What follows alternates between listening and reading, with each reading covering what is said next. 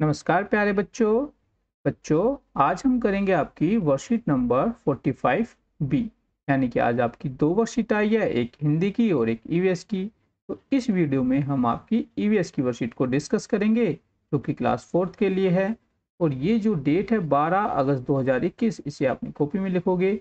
ये आपकी किताब का नाम है लुकिंग अराउंड, और इसमें यूनिट नंबर 2 बच्चों हम पढ़ रहे हैं ईयर टू ईयर। यदि आपने इसे नहीं पढ़ा है तो आप किताब से पढ़ लेंगे। यहाँ पे आपका नाम और यहाँ पे आपके टीचर का नाम भरा जाएगा। तो चलिए पढ़ते हैं बच्चों। नमस्ते प्यारे बच्चों, हम आशा करते हैं कि आप सभी स्वस्थ और सुरक्षित होंगे।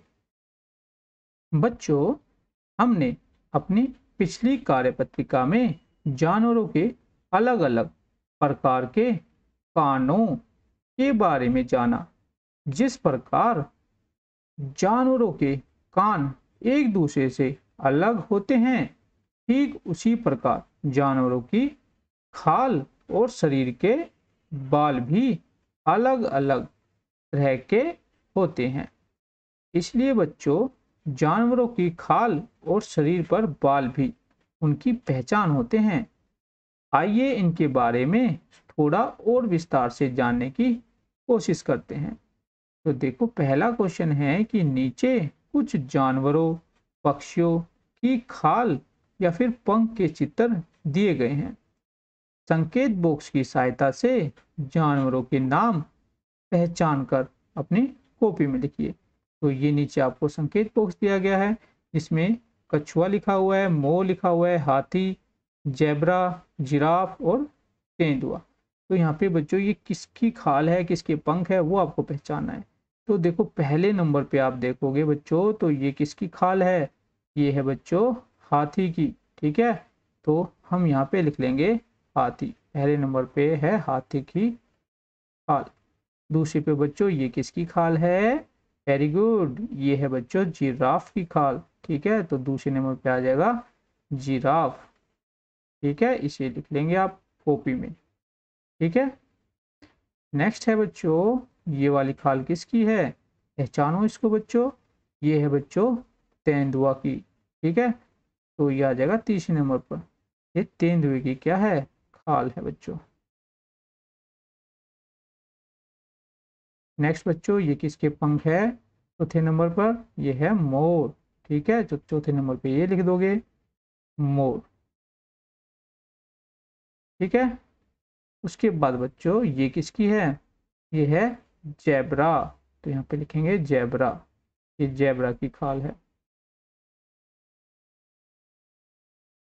नेक्स्ट ये किसकी है? ये बच गया लास्ट में हमारा कछुआ। ये आएगा छठे नंबर पर। ठीक है, और पांचवे पे जेब्रा आ गया था, तो यहाँ पे हम लिख भी देंगे कछुआ। ठीक है, तो इस प्रकार आपका पहला क्वेश्चन हो जाएगा। नेक्स्ट है क्वेश्चन नंबर 2। बच्चों, आपने ऐसे बहुत से जानवरों को देखा होगा जिसमें कुछ की खाल पर बाल होते हैं और कुछ की खाल पर बाल नहीं होते।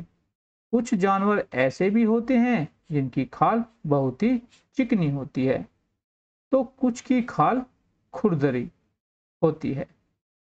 अब आप नीचे दिए गए जानवरों को तालिका अनुसार वर्गीकृत कीजिए, यानी कि बांटिए। एक ही जानवर दो श्रेणियों में भी आ सकता है ना? तो देखो, यहाँ पे हमें लिखना है जिनकी खाल पर बाल व पंख होते हैं। तो देखो, बंदर की खाल पर बाल होते हैं, तो हम यहाँ पे लिख लेंगे बंदर। और देखो, मछली की भी तो नहीं होते। ठीक है, और पंख किसके भी होते हैं? मोर की भी होते हैं, तो यहाँ पे हम लिख लेंगे मोर, क्योंकि यहाँ पे बाल और पंख दोनों के नाम लिखने हैं। फिर देखो शेर, शेर की भी देखो आपको यहाँ पे दाढ़ी नजर आ रही है, तो बाल है, तो हम लिख देंगे शेर। और यहाँ पे मेंढक तो चिकना रहता है। बत्तख की बच्चों पंख होते हैं, तो यहाँ पे बत्तख भी लिख देंगे। नेक्स्ट है मगरमच्छ। तो मगरमच्छ के शरीर पे तो बाल नहीं होते हैं, इसकी खाल तो खुरदरी होती है। और हाथी है, हाथी के पे भी बच्चों बाल होते हैं, तो लिख दोगे हाथी। ठीक है, हाथी भी यहाँ पे लिख दोगे। नेक्स्ट है जिनकी खाल चिकनी होती है, तो मछली जो है उसकी जो खाल होती है वो चिकनी होती है। मेंढक की खाल जो है चिकनी होती है, मेंढक लिख दोगे। ठीक है, इन दो में केवल ये जो ये चित्र हमें दिए गए इनमें ये दो जानवर है जिनके खाल जो है चिकनी होती है। जिनकी खाल पर बाल नहीं होते, तो इसमें भी मछली आ जाएगी। ठीक है, मछली पे नहीं होती है खाल, सॉरी बाल नहीं होते हैं। और किसके पे बाल नहीं होते, और मेंढक। अब है जिनकी खाल खुरदरी होती है, तो खुरदरी खाल होती है एक तो हाथी की, शेर की, मगरमच्छ की,